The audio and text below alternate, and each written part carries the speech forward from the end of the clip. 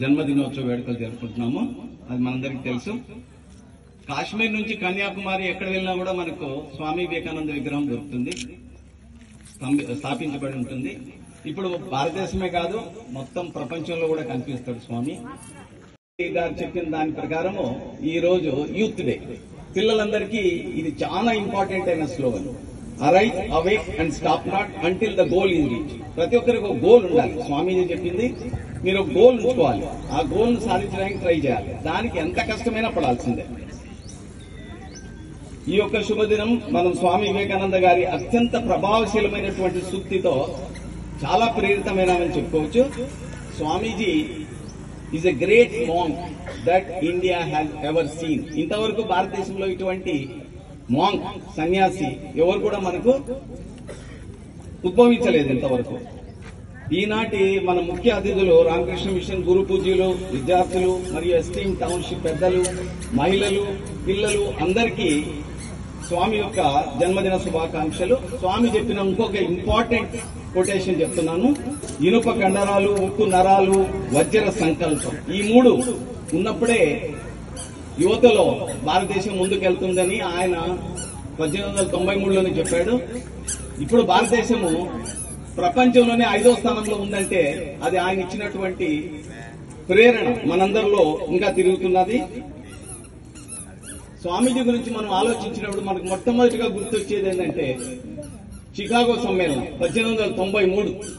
అంటే స్వామి 1863లో పుడితే 1893లో ఆయన చికాగో వెళ్లి సమ్మేళనంలో పాల్గొన్నాడు భారతదేశ ప్రతినిధిగా.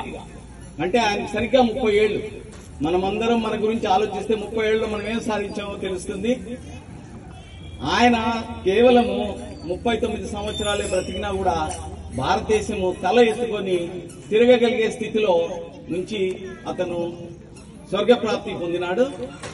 ఆయన చాలా సింపుల్ ఫ్యామిలీలో విశ్వనాథ భువనేశ్వరి దంపతులకు నరేంద్రనాథ్ గా జన్మించాడు. ఆయన కోల్కతాలో. ఆయన చికాగో పర్యటన ఒక భారతదేశాన్నే కాదు ప్రపంచంలో ఉండే మతాలన్నింటినీ కూడా ఒక మలుపు తిప్పింది. మతం అంటే ఏంటని ఆయన అందరికీ చాటి చెప్పాడు.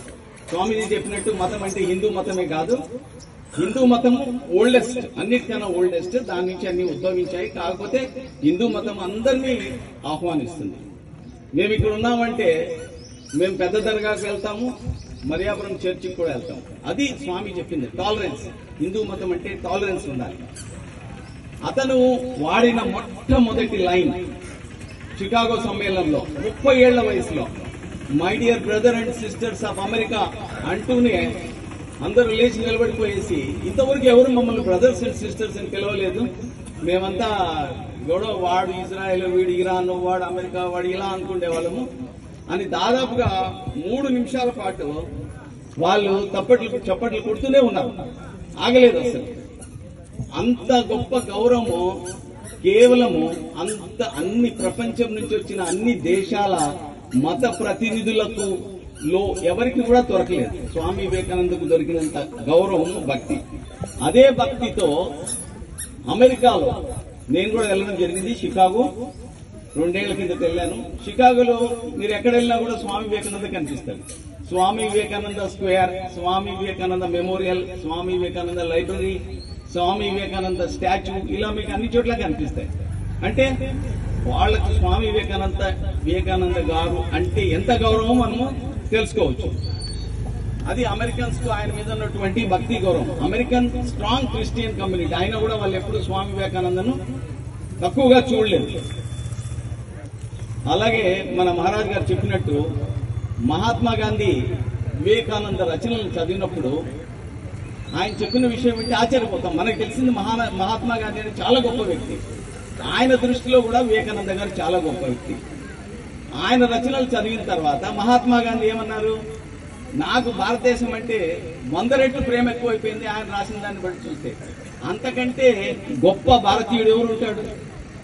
మనము అతని ఒక మత ప్రతినిధిగా చూడకుండా ఒక గొప్ప మహాభారతీయుడిగా గుర్తించడం చాలా ముఖ్యం. అలాగే బారక్ ఒబామా హైదరాబాద్ వచ్చారు నవంబర్ 2010లో. ప్రతి చోట ఆయన స్వామి వివేకానంద గురించి ఉల్లేఖిస్తున్నారు. స్వామి వివేకానంద ఇలా చెప్పారు, అలా చెప్పారు, ఇలా అన్నారు. ప్రతి ఒక్కరికి, ప్రపంచానికి ఈయన మార్గదర్శకమయ్యాడు. ఇంకొకటి 2 మాటలు చెప్పి నేను ముగిస్తాను. గురువు గారు చెప్తున్నాను. అలాగే రవీంద్రనాథ్ ఠాగూర్ విశ్వగురు. ఆయన అందరినీ మనం ఎంత గొప్పగా భావిస్తాము. ఆయన కూడా వివేకానంద గారిని చెప్తూ, మీరు భారతదేశం తెలుసుకోవాలంటే మీరేమి చరిత్రలు చదవాల్సిన అవసరం లేదు, వివేకానంద గారు రాసినట్టు చదవండి, ఆయన చరిత్ర చదవండి, మీకు భారతదేశం మొత్తం తెలిసిపోతున్నారు. స్వామి వివేకానంద ఎంత గొప్పవారంటే, ఆయన మొట్టమొదటిగా రామకృష్ణ మిషన్ 1897లో మొట్టమొదటి మే 1వ తేదీన తొలి రామకృష్ణ మిషన్ ను స్థాపించడం జరిగింది. ఆయన జీవించి ఉండగానే దాదాపు 205 రామకృష్ణ మిషన్లను ఆయన స్థాపించాడు. ఎంతో మంది యువతను, స్వామి లాంటి వాళ్ళను, ఎడ్యుకేటెడ్ పీపుల్ మన సొసైటీ కోసం అంకితం చేశాడు. ఆయన ఎన్నో స్కూల్స్, ఎన్నో చారిటబుల్ ఇన్స్టిట్యూషన్స్ అన్ని స్వామి వివేకానంద రామకృష్ణ మిషన్ కింద నడుస్తున్నాయి. ఆయన ఇప్పుడు యాజ్ ఆన్ 1 జనవరి 2025 మీరు చూస్తే 287 బ్రాంచీలు ఉన్నాయి ఇప్పుడు రామకృష్ణ మిషన్. అందులో అది కాకుండా 57 సబ్ సెంటర్లు, వీటిలో 68 రామకృష్ణ మిషన్లు కేవలం విదేశాల్లో మాత్రమే ఉన్నాయి. విదేశాల్లోనే 68, దాదాపు 24 దేశాల్లో రామకృష్ణ మిషన్ యొక్క కార్యక్రమాలు విస్తరించి ఉన్నాయి. రామకృష్ణ మిషన్ తరఫున మన వివేకానంద గారు చెప్పింది ఏమంటే, నేను my mission to the west అనే అంశంలో రాశాను. ఎందుకు నేను మిషన్ తీసుకుని వెళ్ళాను వెస్ట్ కని, అది ఎవరైనా చూడగలిగితే బాగుంటుంది. భారత